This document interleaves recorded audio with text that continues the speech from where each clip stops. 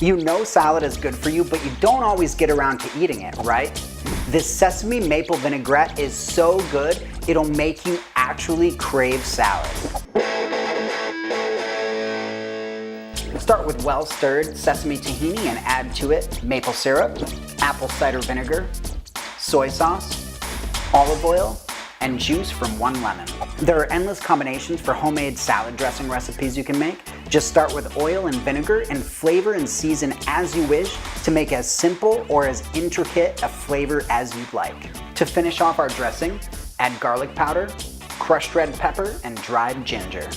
Shake or stir to emulsify those flavors, or blend in a food processor or blender if you prefer. Pour over your favorite salad, or even try as a marinade. It's loaded with flavor and it's nutritious. Dressing is super easy to make at home.